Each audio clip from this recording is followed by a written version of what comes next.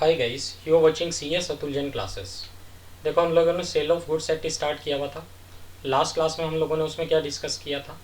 एक तो implied warranties और दूसरा doctrine of caveat emptor. Implied warranties में हम लोगों ने क्या पढ़ा था कि ये इम्प्लाइड वारंटीज मानी जाएंगी, ठीक है, आपस में अगर कोई भी कॉन्ट्रैक्ट नहीं है तो। और डॉक्ट्रिन ऑफ कैविएट एम्पटर में हम लोगों ने क्या डिस्कस किया था? Let the buyer beware. It means अगर बायर कुछ गुड्स खरीद के लेके जा रहा है तो वो अपनी पसंद से अपने आप अच्छे से देख के लेके जाए। अगर वो डिफेक्टिव गुड्स उठा के ले आता है तो ये गलती किसकी है? बायर की है।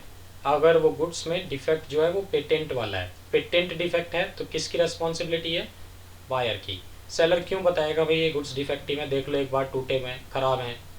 वो क्यों बताएगा? आप खुद लेके जा रहे हो, राइट। बट हाँ, अगर लेटेंट डिफेक्ट है तो सेलर रेस्पॉन्सिबल है। तो वहाँ कैविएट एम्पटर अप्लाई नहीं होगा। किस केस में? अगर लेटेंट डिफेक्ट है। तो पेटेंट डिफेक्ट है तो कैविएट एम्पटर अप्लाई होगा।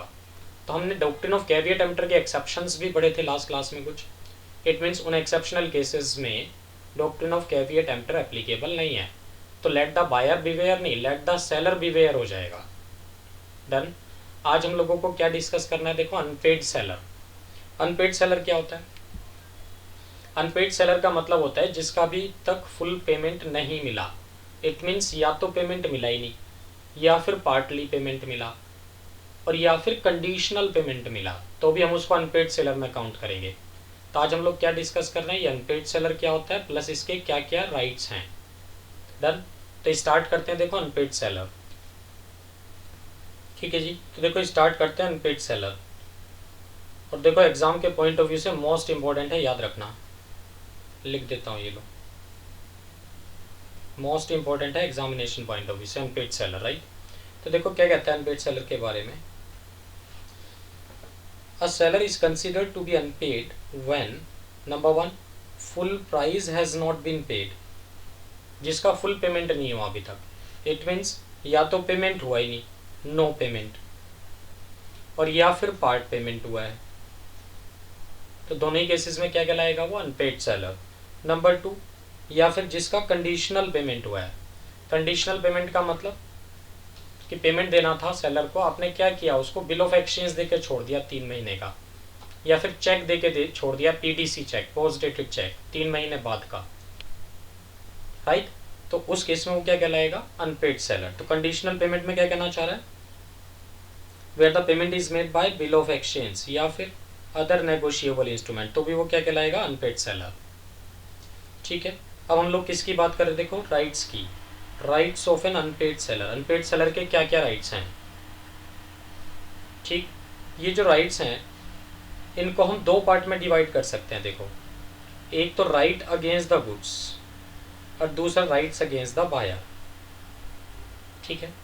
मैं इन राइट्स को देखो डायग्रामेटिक वे में बता रहा हूँ, फिर इनको वन बाय वन डिटेल में डिस्कस करेंगे। तो हम लोग देखो क्या डिस्कस कर रहे हैं यहाँ? राइट्स। किसके राइट्स डिस्कस कर रहे हैं आप?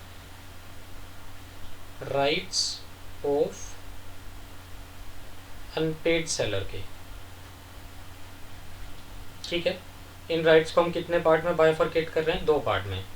एक तो वो राइट है जो अगेंस्ट गुड्स चलेंगे, एक वो राइट्स हैं जो अगेंस्ट बायर चलेंगे। जो अगेंस्ट गुड्स वाले राइट्स हैं इनको हम अब तीन पार्ट में डिवाइड कर रहे हैं। राइट अगेंस्ट गुड्स कितने हैं? तीन हैं। Number one, right of lien है। Number two, right of stoppage in transit है।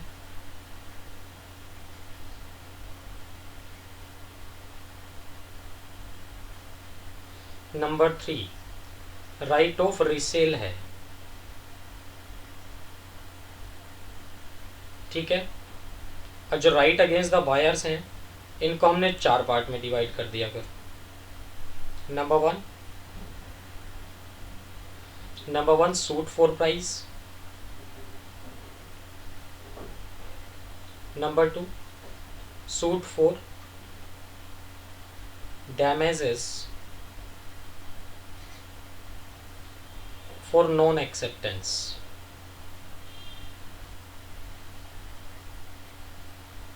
right? Number 3, suit for damages for breach.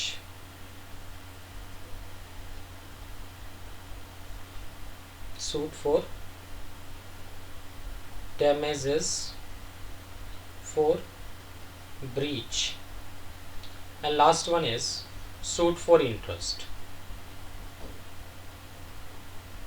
ठीक है, तो ये सारे राइट्स हैं किसके? अनपेड सेलर के। तो कौन से राइट्स पढ़े हम लोगों ने? राइट्स ऑफ अनपेड सेलर में कुछ अगेंस्ट द गुड्स हैं, कुछ अगेंस्ट द बायर हैं। अगेंस्ट द गुड्स में आपके पास ये 3 राइट्स हैं और अगेंस्ट द बायर्स में आपके पास ये 4 राइट्स हैं, राइट? अब ये 1 बाय 1 हम लोग डिस्कस करते हैं। देखो, पहले राइट अगेंस्ट द गुड्स की बात कर लेते हैं।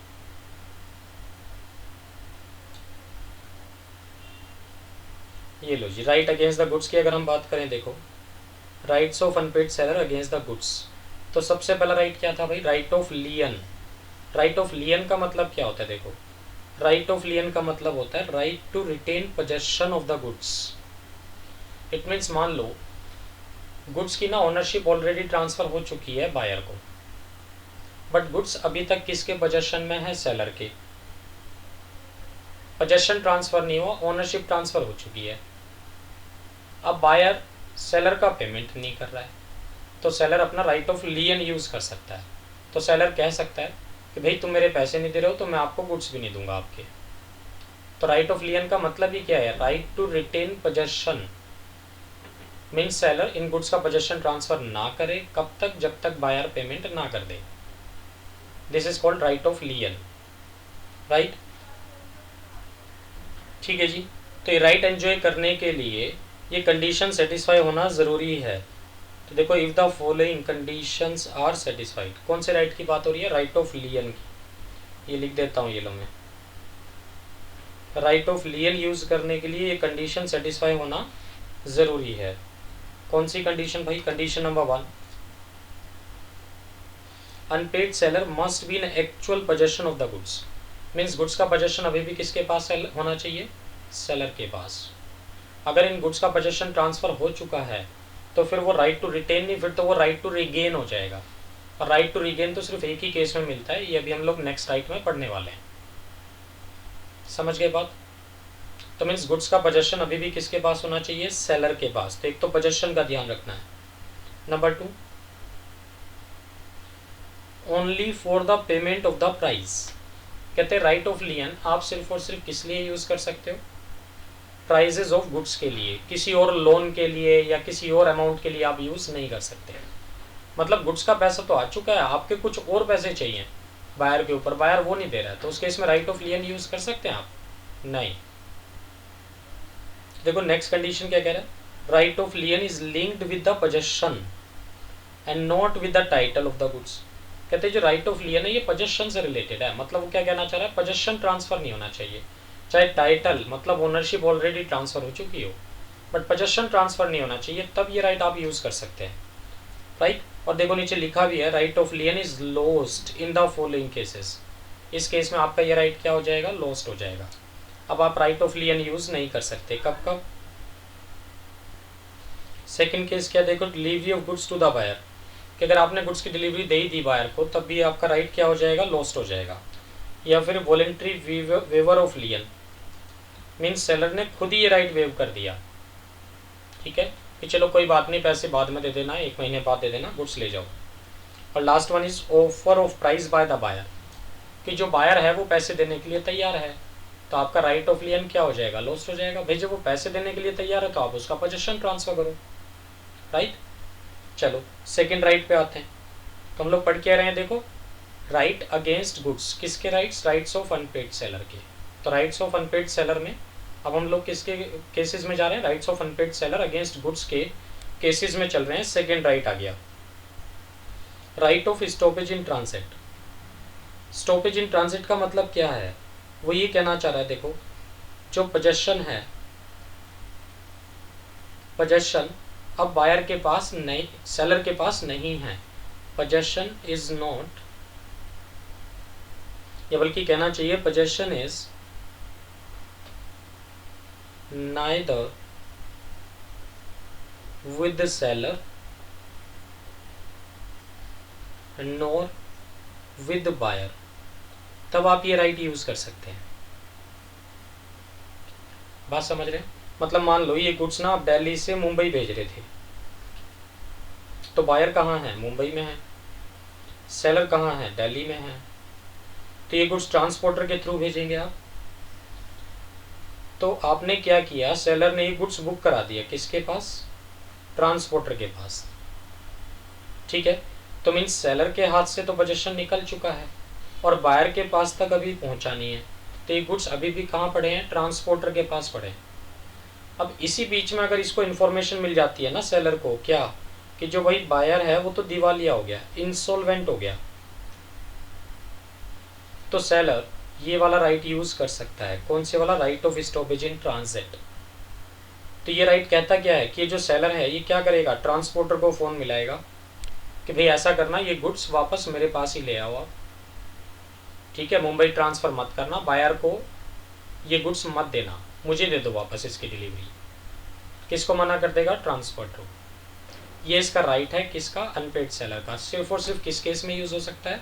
सिर्फ और सिर्फ इंसॉल्वेंसी के केस में, कि अगर उसको पता लगता है बायर इंसॉल्वेंट हो गया तो सिर्फ वहां यूज हो सकता है राइट, अदरवाइज ये राइट यूज नहीं हो सकता। ठीक है, तो right of stoppage in transit याद रखना सिर्फ और सिर्फ किस केस में यूज होगा? इंसॉल्वेंसी ऑफ बायर के केस में। ये लो लिख देता हूं मैं, किस केस में यूज होगा? सिर्फ और सिर्फ इंसॉल्वेंसी ऑफ बायर के केस में यूज हो सकता है, अदरवाइज यूज नहीं होगा। डन। चलो देखो, right of stoppage in transit means the stopping of goods while they are in course of transit. कहते हैं इन गुड्स को रोकना है, कब? रास्ते में ही रोक देना। ठीक है, sometimes when the seller parted with the goods, क्या कहना चाह रहा है? Seller parted with the goods मतलब सेलर के हाथ से पोजीशन निकल चुका है, but they are still in transit, वो अभी भी रास्ते में है। And at the same time it comes to the knowledge of the seller that the buyer has become insolvent, और उसको पता क्या लगता है सेलर को कि बायर दिवालिया हो गया जी, तो seller can stop the goods in transit, तो सेलर इन गुड्स को रास्ते में रोक सकता है। ठीक है, until the price is paid, जब तक इनका पेमेंट नहीं हो जाता। ठीक, this right of stoppage in transit can be exercised if the following conditions are satisfied. तो right of stoppage in transit के लिए ये कंडीशंस है। नंबर 1, सबसे पहली कंडीशन देखो क्या है? The buyer has become insolvent. ठीक है, तो ये सबसे मोस्ट इंपॉर्टेंट कंडीशन है कि right of stoppage in transit सिर्फ और सिर्फ किस केस में यूज होगा? इंसॉल्वेंसी के। Number 2, goods are in course of transit, means goods रास्ते में होने चाहिए, ना सेलर के पास होने चाहिए ना बायर के पास होने चाहिए। Right, and this right can be used only for the payment of the price. ये राइट सिर्फ किस लिए यूज होगा? पेमेंट ऑफ प्राइस के लिए, अदरवाइज यूज नहीं होगा। तो ये 3 कंडीशंस हैं right of stoppage of goods in transit के लिए। ठीक है जी, तो इसमें एक एग्जांपल दिया भी है, देखो। A of Delhi sold certain goods to B of Mumbai.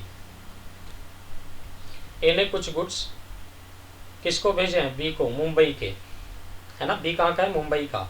A deliver the goods to the transporter. A ने ये गुड्स किसको डिलीवर कर दिए? ट्रांसपोर्टर को। ठीक है, for the purpose of transmission to be, किस लिए? बी को भेजने के लिए, बी को डिलीवर करने के लिए। How ever be became insolvent, in between क्या हुआ? बी दिवालिया हो गया।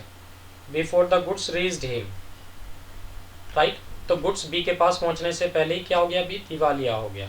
और ये इन्फॉर्मेशन किसके पास आ गई? ए के पास। तो आंसर में लिखो, in this case A may give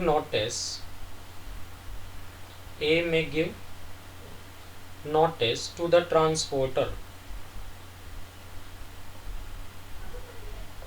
A may give notice to the transporter and stop the goods from reaching to B until the price is paid, until the price is paid. ठीक है, तो ए notice दे सकता है transporter को इन goods को रास्ते में ही रोकने के लिए, क्योंकि दिवालिया का केस है, इंसॉल्वेंसी का केस है, राइट। तो जब तक अनपेड सेलर के पैसे नहीं मिलेंगे वो ये राइट यूज कर सकता है, right of stoppage in transit. और याद रखना सिर्फ और सिर्फ इंसॉल्वेंसी के केस में। अब हम देखो दोनों में डिफरेंस डिस्कस कर रहे हैं। कौन से दोनों राइट्स में डिफरेंस डिस्कस कर रहे हैं? एक तो राइट ऑफ लियन में, दूसरा right of stoppage in transit में। ठीक है जी, देखो अब इन दोनों राइट्स में डिफरेंस डिस्कस कर रहे हैं हम लोग। किस किस में? Right of लियन versus right of stoppage in transit. तो राइट ऑफ लियन की अगर हम बात करें देखो, तो ये तो राइट टू रिटेन पोजेशन होता है। ठीक है, ये तो राइट टू रिटेन पोजेशन होता है। और right of stoppage in transit right to regain होता है। मीन सेलर के हाथ से पोजेशन निकल चुका था तो वो इस पोजेशन को रिगेन कर रहा है, right. Second point of difference में हो, seller should be in possession of the goods. तो सेकेंड कंडीशन क्या कहना चाह रहा है? सेकेंड डिफरेंस क्या कह रहा है कि भाई राइट ऑफ लियन के केस में पोजेशन किसके पास होना चाहिए? सेलर के पास। और right of stoppage of goods in transit के लिए seller should have parted with the goods, mean seller के हाथ से पोजेशन निकल चुका है। थर्ड पॉइंट में आओ, buyer has not acquired the possession, अभी ये पोजेशन बायर के पास भी नहीं है, तो पोजेशन कहाँ है? Possession should be with the carrier. ठीक है, तो सेकेंड डिफरेंस क्या हुआ? राइट ऑफ लियन के केस में तो पोजेशन किसके पास है? सेलर के पास है। Right of stoppage of goods in transit के केस में ये पोजेशन किसके पास है? ट्रांसपोर्टर के पास है। डन। चलो थर्ड पॉइंट में आते हैं जी। ये जो राइट ऑफ लियन है, it can be exercised even when the buyer is not insolvent. तो राइट ऑफ लियन तो दोनों केसेस में यूज हो सकता है, मतलब इंसॉल्वेंसी के केस में भी यूज हो सकता है और अदर देन इंसॉल्वेंसी के केस में भी यूज हो सकता है।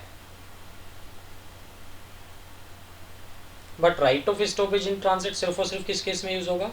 इंसॉल्वेंसी के केस में यूज होगा, अदरवाइज यूज नहीं होगा, right. Last point of difference, right of stoppage in transit starts where the right of lien ends. ठीक है, तो right of stoppage of goods in transit start ही कब होगा? जब राइट ऑफ लियन खत्म हो जाएगा, मतलब पोजेशन आपके हाथ से निकल चुका होगा। और पोजेशन जब आपके हाथ से निकल चुका है तो राइट ऑफ लियन तो खत्म हो गया। ठीक है, और right of stoppage of goods, right of stoppage of goods in transit के केस में क्या चलेगा? It is the starting point, it's starting point is the end of right of lien, right. तो right of stoppage in transit का भी start होता है जब राइट ऑफ लियन खत्म हो जाता है। डन। ठीक है जी, तो देखो हम लोग थर्ड राइट पे आ गए। कौन से राइट्स पढ़ रहे हैं हम लोग? Right against the goods.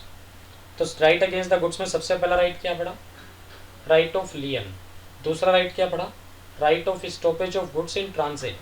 Third right अब हम लोग क्या पढ़ रहे हैं? Right of resale. ठीक है, तो देखो राइट ऑफ रिसेल में क्या कहना चाहता है वो? इन केसेस में जो सेलर है उसके पास राइट टू रिसेल आ जाएगा, मतलब वो ये गुड्स किसी और को बेच सकता है सेलर। कब कब? जब गुड्स या तो पेरिशेबल नेचर के हैं, पेरिशेबल नेचर के हैं मतलब डेस्ट्रॉयबल नेचर के हैं, मतलब खराब होने वाले हैं, लाइक मेडिसिन्स हैं, उनकी एक्सपायरी डेट नज़दीक आने वाली है, या वेजिटेबल्स हैं जी खराब हो जाएंगी। ठीक है, या फ्रूट जूस हैं, ईटेबल्स हैं, तो उनकी एक्सपायरी डेट आ जाएंगी तो बेकार हो जाएंगे वो सब। तो उस केस में सेलर के पास राइट टू रिसेल है। नंबर 2, सेकंड क्या कहना चाहता है? जहां unpaid seller has exercise his right of lien और stoppage in transit and gives a notice to the buyer of his intention to resale the goods. कि जहां सेलर ने या तो राइट ऑफ लियन यूज कर लिया या right of stoppage in transit, और उसके बाद सेलर ने नोटिस दिया बायर को कि भाई विद इन दिस पीरियड या तो आप पेमेंट कर दो वरना तो मैं ये गुड्स किसी और को बेच दूंगा, और उसके बाद भी अगर बायर पेमेंट नहीं करता है तो सेलर के पास ये राइट टू रिसेल आ जाएगा। ठीक है, तो सिंपल सी बात है। पहले केस क्या हुआ? पेरिशेबल नेचर के गुड्स हैं। नंबर 2, नोटिस देके, नोटिस टू बायर देके भी आप इन गुड्स को बेच सकते हैं। एंड नंबर 3 क्या कहता है, एक्सप्रेसली एग्रीड, कि पहले से ही कॉन्ट्रैक्ट हो रखा था कि अगर इतने दिन के अंदर पेमेंट नहीं आया तो सेलर इन गुड्स को किसी और को रीसेल कर सकता है, तो उस केस में भी सेलर इन गुड्स को किसी और को रीसेल कर सकता है। डन। तो ये राइट्स तो हुए कौन से वाले, right of unpaid seller against the goods. अब हम आते हैं right of unpaid seller against the buyer. Right of unpaid seller against the buyer. Against the buyer कौन से राइट्स यूज कर सकते हैं भैया, number 1 right to sue for price. ठीक है, तो आप सूट फाइल कर सकते हैं बायर के अगेंस्ट पेमेंट के लिए। ठीक, तो देखो इन दो सिचुएशन में right to sue for price आप यूज कर सकते हैं। कौन, अनपेड सेलर। कौन सी दो सिचुएशन है, number 1 property has passed to the buyer but buyer wrongfully neglects or refuses to pay। Property मतलब ओनरशिप, कि गुड्स की ओनरशिप ऑलरेडी ट्रांसफर हो चुकी है बट फिर भी बायर wrongfully नेग्लेक्ट कर रहा है, मतलब पैसे नहीं दे रहा है आपके। तो आप क्या कर सकते हैं, right to sue for price use कर सकते हैं, राइट टू शू यूज कर सकते हैं। राइट। नंबर 2 पे आओ, second point, where the property has not passed. Property has not passed to the buyer means ownership transfer नहीं हुई है अभी तक, ओनरशिप ट्रांसफर नहीं हुई बट उसके बाद भी but the price was payable, कि आपस में जो एग्रीमेंट हुआ था, ओनरशिप से मतलब नहीं था, एग्रीमेंट ये हुआ था कि आप पर्टिकुलर डेट को पेमेंट कर देंगे, बायर सेलर को पेमेंट कर देगा चाहे ओनरशिप पड़े बाद में ट्रांसफर हो। Right. Property was not pass to the buyer but the price was payable on a particular date irrespective of the delivery and the buyer wrongfully neglects or refuses to pay। तो उस case में भी जो unpaid seller है वो right to shoe use कर सकता है। ठीक है जी। सेकंड राइट पे आते हैं, कौन से राइट्स पढ़ रहे हैं हम, rights of unpaid seller against the buyer में सेकंड राइट आ गया, right to sue for damages. तो डैमेजेस भी मांग सकते हैं आप फॉर नॉन एक्सेप्टेंस के लिए। राइट। तो अगर बायर इन गुड्स को एक्सेप्ट नहीं कर रहा है, wrongfully नेग्लेक्ट कर रहा है, तो आप क्या कर सकते हैं, डैमेजेस मांग सकते हैं। और डैमेजेस का मतलब आप कह सकते हैं कि difference between contract price and market price. भाई बायर क्यों नहीं ले रहा है गुड्स को, क्यों डिले कर रहा है वो, क्योंकि मार्केट प्राइस डाउन आ गया होगा गुड्स का। तो मान लो 100 रुपीज़ पर केजी के हिसाब से कॉन्ट्रैक्ट हुआ था और मार्केट में वैल्यू रह गई 80 रुपये पर केजी के हिसाब से, तब तो बायर मना करेगा ही। तो सेलर क्या कर सकता है, डैमेजेस मांग सकता है कि भाई 100 minus 80 is equal to 20 rupees पर केजी के हिसाब से आप मुझे डैमेजेस दे दो, क्योंकि इन गुड्स का मार्केट प्राइस डाउन आ गया। ठीक है। थर्ड केस में क्या कहता है, right to sue for damages for breach. तो डैमेजेस की भी डिमांड कर सकते हैं फॉर ब्रीच ऑफ कॉन्ट्रैक्ट के लिए। फोर्थ में क्या कहता है, right to sue for interest. Interest भी मांग सकता है कौन, अनपेड सेलर। तो जितना भी बायर डिले कर रहा है पेमेंट के लिए, अनपेड सेलर क्या मांग सकता है उससे, इंटरेस्ट मांग सकता है। राइट। और अगर देखो स्पेसिफिक एग्रीमेंट है सेलर में और बायर में, as to interest on the price of goods, the seller may recover the interest from the buyer. तो स्पेसिफिक एग्रीमेंट है तो आप ये मांग सकते हैं, अदरवाइज नहीं मांग सकते इंटरेस्ट। अदरवाइज तो डैमेजेस मांगो या फिर राइट टू शू यूज करो आप। ठीक है। अब देखो नेक्स्ट जो राइट्स पढ़ रहे हैं हम लोग, यहाँ ये राइट्स खत्म हो जाते हैं हमारे अनपेड सेलर वाले। तो अनपेड सेलर के राइट्स हमने दो तरह के पढ़े, एक अगेंस्ट गुड्स पढ़ा और एक अगेंस्ट बायर पढ़ा। अगेंस्ट गुड्स में हमने 3 राइट्स पढ़े। कौन कौन से 3 राइट्स थे, number 1 right of lien, number 2 right of stoppage in transit and number 3 right of resale. और अगेंस्ट बायर में हमने कितने राइट्स पढ़े, 4 राइट्स पढ़े अगेंस्ट बायर में। Number 1 right to sue for price, number 2 right to sue for damages for non-acceptance, number 3 right to sue for damages for breach of contract and number 4 right to sue for interest। तो ये 4 rights हमने against buyer पढ़े। अब हम देखो बात कर रहे हैं किसकी, राइट्स ऑफ बायर की अगेंस्ट सेलर। तो ये रिवर्स केस हो गया कि बायर के क्या राइट्स हैं against seller in case of breach of contract. तो देखो क्या कहना चाहते हैं, number 1 suit for non delivery, suit for non delivery. ठीक है। तो इस वाले राइट्स में देखो क्या कहना चाह रहा है कि बायर तो पैसे देने के लिए तैयार है बट इस बार सेलर डिलीवर नहीं कर रहा है गुड्स, तो बायर केस फाइल कर रहा है किस लिए, नॉन डिलीवरी के लिए, राइट। ठीक है, नंबर 2 में आऊँ, suit for specific performance under section 58। तो वो ये कहना चाह रहा है सूट फॉर स्पेसिफिक परफॉर्मेंस की भी डिमांड कर सकता है बायर, बट उस केस में बायर को प्रूव करना पड़ेगा कि अगर सेलर ने ये गुड्स डिलीवर नहीं किए या ये काम नहीं किया तो जो बायर है उसको इरिपेरेबल डैमेजेस होंगी। इट मीन्स उसको उतना लॉस होगा जितनी कैलकुलेशन भी नहीं हो सकती। सेलर कैलकुलेशन कर ही नहीं सकता कि कितनी लॉस उसको बायर को हुआ होगा। लाइक फॉर एग्जाम्पल आप कह सकते हैं पेंटिंग से रिलेटेड कॉन्ट्रैक्ट था कुछ, कि कॉन्ट्रैक्ट हुआ था पेंटर ना पेंटिंग बना के देगा उसके परदादाजी की, ठीक है, और वो सिर्फ वही बना सकता है, कौन, पेंटर, वही जो स्पेसिफिक है, कोई और बना नहीं सकता। अब वो पेंटर कह रहा है जी मैं तो नहीं बनाऊंगा, मुझे तो कहीं और से ज़्यादा पैसे मिल गए ना बनाने के लिए या किसी और की पेंटिंग बनाने के लिए, आपकी नहीं बनाऊंगा।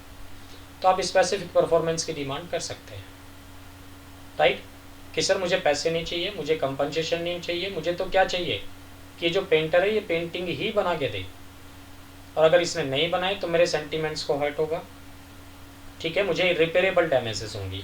तो इस तरह के केसेस में कोर्ट स्पेसिफिक परफॉर्मेंस की डिमांड या स्पेसिफिक परफॉर्मेंस ऑर्डर कर सकता है कोर्ट, ठीक है।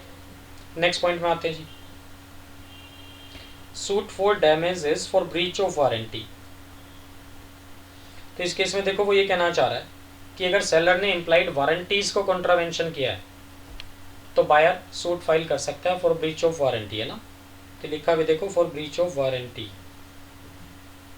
ठीक है। फोर्थ राइट क्या है, फोर्थ राइट है जी suit for recovery of the price. तो बायर अपने पैसे भी वापस मांग सकता है कि सर मेरे तो पैसे रिफंड कर दो आप। तो ये 4 राइट्स हैं बायर के अगेंस्ट सेलर। कौन कौन से 4 राइट्स थे, number 1 suit for non delivery, suit for specific performance, suit for damages for breach of implied warranties and last one suit for recovery of price. तो ये 4 क्या है, राइट्स हैं बायर के पास अगेंस्ट सेलर के लिए, राइट। तो राइट्स ऑफ बायर हैं अगर सेलर आपको डिलीवरी नहीं देता है गुड्स की या सेलर ब्रीच ऑफ कॉन्ट्रैक्ट करता है तो, ठीक। तो ये था देखो हमारा पूरा contract of sale of goods act 1930, यहाँ हमारा ये कंप्लीट हो जाता है पूरा, डन। आज के लिए हम लोग इतना ही रखते हैं। ये वीडियो आपको पसंद आया हो तो लाइक करें और हमारे channel CS Atul Jain classes को सब्सक्राइब करें। Thanks for watching CS Atul Jain classes.